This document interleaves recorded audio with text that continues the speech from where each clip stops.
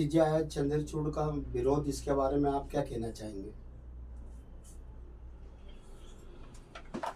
आपने बड़ा अच्छा सवाल किया कि अब वो सेवानिवृत्त होने वाले हैं और मेरा ख्याल है कि जितने भी अभी तक सीजेआई हुए थे जो सेवानिवृत्ति से कैसे हुए थे, किंतु सीजेआई चंद्रचूड़ का जो विरोधाभास स्वरूप है वो बड़ा विचित्र है और सब उनकी आलोचना कर रहे हैं। वह कोई ना कोई तो प्रशंसा करने वाला होना चाहिए, पर जो कोई भी प्रशंसा नहीं कर रहा। आइए मैं आपको इसके मामले में एक बहुत बड़ी बात बताता हूँ। एक मैगजीन निकलती है कारवां, उसमें 45 पेज की न्यायिक रिपोर्ट आई है, एक पत्रकार ने लिखी, जिसका नाम है मिस्टर दास।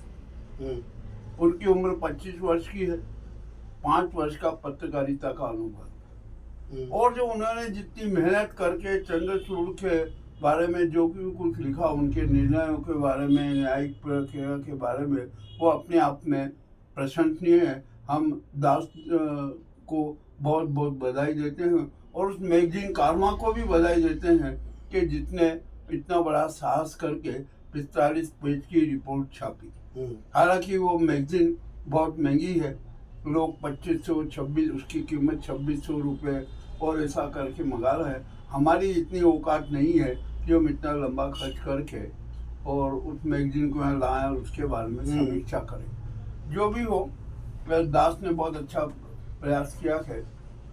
जी, आपको याद होगा कि हमने हमारे थीम न्यूज में चंद्रचूड़ के बारे में एक बहुत स्पष्ट राय लिखी थी कि चंद्रचूड़ जी दूध तो बहुत उबालते हैं और जब दूध उफान पर आता है तो उसमें पानी डाल देते हैं और मामला ठंडा हो जाता है। और इसी संदर्भ में जब उनके हमने मैगजीन के मैंने जो कंटेंट सुने और जो देखे, पढ़े तो है नहीं, सुने हैं, सुने हुए कंटेंट जब देखे तो उसमें लगा कि जो हम जो बात कहना चाहते थे, जो हमने जो बात कही है 1-1.5 लाइन में, तो वो की वही बात सारी उसमें हमें स्पष्ट रूप से झलकती। आइए अब हम चंद्रचूड़ जी के बारे में कुछ 2-3 निर्णयों की बात करेंगे, ज़्यादा हम विवरण देंगे नहीं, यदि वो विवरण देंगे तो हमारा समय खराब हो जाएगा। आइए सबसे पहले हम चंद्रचूड़ जी की बात करते हैं इलेक्ट्रॉन बॉन्ड के ऊपर। उन्होंने बहुत अच्छे तरीके से मामला उठाया, बहुत वो किया कि यार संवैधानिक कलेक्शन है, एक कहे तो राजनीतिक भ्रष्टाचार है, इसके गिव एंड टेक वाले सिद्धांत पर उन्होंने लागू की।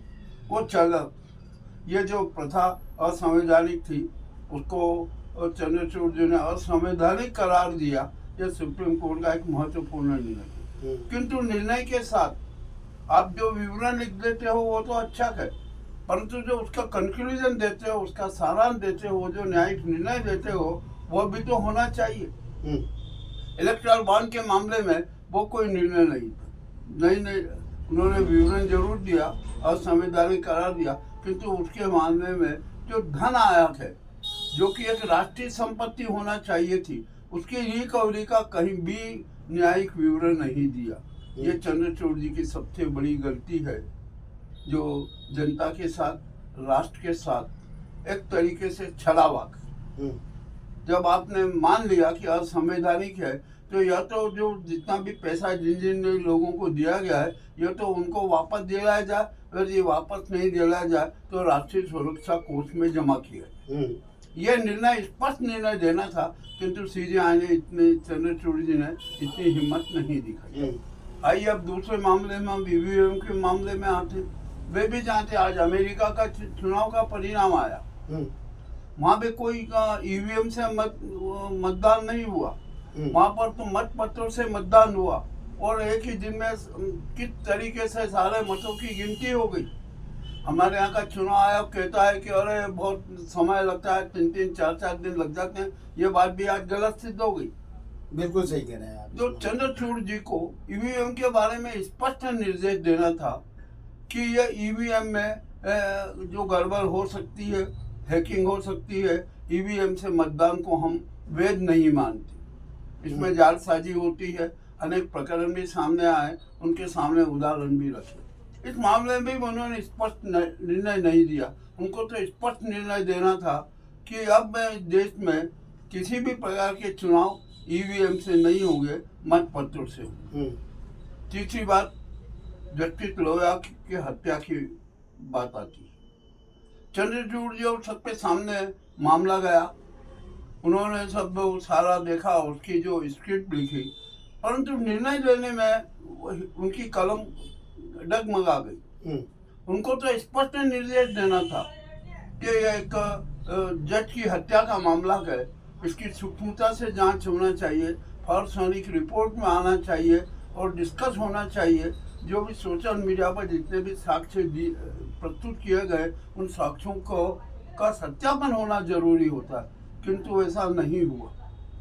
तो क्या हम ये मान लें कि न्यायपालिका एक जज की षड्यंत्र पूर्वक हत्या होती है, जिसमें भारत गृह मंत्री अमित शाह का नाम होता है, और वे जज के सामने लिख दे करते हैं कि आपको यह फैसला देना है, और वो जज इनकार कर देता है, तो एक समारोह में जाता है और समारोह में जाके उसकी मौत हो जाती है। सुप्रीम कोर्ट ने इसको प्राकृतिक मौत मान लिया, जबकि ये मौत नहीं है, बड़ी सूक्ष्मता से जांच होना चाहिए, सामान्य मृत्यु नहीं है। उसकी जो सूक्ष्म जांच होने के बाद उनको निर्णय दिया, परंतु सुप्रीम कोर्ट ने और चंद्रचूड़ ने भी ये कह दिया कि ये सामान्य मौत हुई, हार्ट अटैक से। ये भी गलत बात है, ये बात भी अच्छी नहीं, ये भी उनका एक विरोधाभासी कदम है। अब यहाँ पर जब इतने हो गए, सीजीआई का विरोध वकील कर रहे हैं, पूर्व जो न्यायाधीश हैं वो कर रहे हैं, बार काउंसिल कर रही है। अरे ये सब पे सब झूठ है क्या? सिर्फ आप भी एक सच हैं। जो आपने जो निर्णय दिए हैं वो निर्णय तो आप देखिए, उनकी समीक्षा कीजिए। आप हर जगह भाषण देते हैं, जाते हैं, आपकी सफाई देते हैं, सफाई देने के साथ साथ अपना अपराध भी तो स्वीकार कीजिए कि मुझसे ये गलती हो गई। राम जन्मभूमि न्यास का जो फैसला देने में आपने सारे भगवान को भी बीच में लिया, जबकि संविधान के अनुरूप होना था। वाराणसी जो कांड है उसके बारे में भी आपने निर्णय दिया, कुछ भी नहीं किया, और आपने पुरातत्व आधार पे, इस आधार पे जो भी कुछ अपना निर्णय दे दिया और कह दिया कि ये तो भगवान के द्वारा दिया गया निर्णय। भैया ऐसा तो भगवान आते नहीं है। यदि भगवान ही आपके रूप में निर्णय करते हैं तो इलेक्ट्रल बॉन्ड पर निर्णय अच्छा करते, ईवीएम पे मशीन पे अच्छा करते, और जो भी जस्टिस लोया के मामले में भी न्याय देते। अब कुछ भी नहीं है। तो अब जो इनका विरोध हो रहा है, जो उनके खिलाफ जो माहौल बना हुआ है, ये एक बड़ी शर्मदायक स्थिति है। किसी भी सीजीआई के लिए ऐसी स्थिति होना अच्छा नहीं है। अब चंद्रचूड़ जी अपने भविष्य के प्रति चिंतित नजर आ रहे हैं, हर जगह कहते हैं कि मेरा भविष्य क्या होगा, कि ऐसे क्या होगा।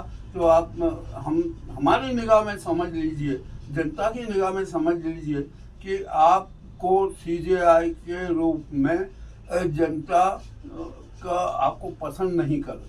आपने जो जन विरोधी निर्णय दिए हैं, राष्ट्र समाज विरोधी निर्णय दिए हैं, इससे जनता बेहद नाराज है। और हमें तो ऐसा लगता है कि कहीं ना कहीं कार्यपालिका और न्यायपालिका के बीच में कोई ऐसा अनुबंध है इसके तहत आपने ये ऐसे निर्णय दिए। वो अच्छी बात बता रहा है आप।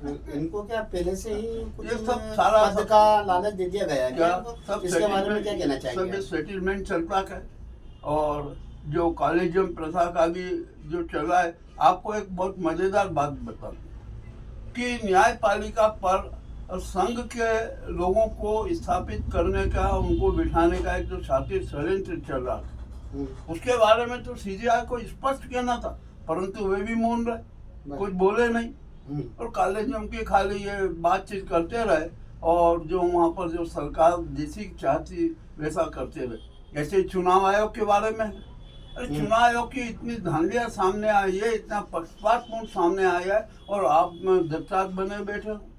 आपके इनको सुप्रीम कोर्ट के निर्णय को ही कार्यपालिका ने नकार दिया और आप मौन रहे। आपको तो कहना था कि नहीं, एक सुप्रीम कोर्ट का जज भी जो चुनाव आयोग का सिलेक्शन कमेटी का सदस्य होगा, इन्होंने अपने दो भाजपा गुर्जे कर लिए, एक विपक्ष को नेता कर लिया, बस हो गया ये। तो इसमें भी चंद्रचूड़ जी को बहुत क्रांतिकारी रूप से अपनाना था, वो उन्होंने नहीं अपनाया। मेरा तो ख्याल है कि चंद्रचूड़ जी ने गणेश जी के दिन पूजा करके जो वहाँ पर एक अपने समझौते का जो प्रदर्शन किया, उसका खूब प्रचार भी हुआ, ये भी उनके लिए घातक सिद्ध हुआ।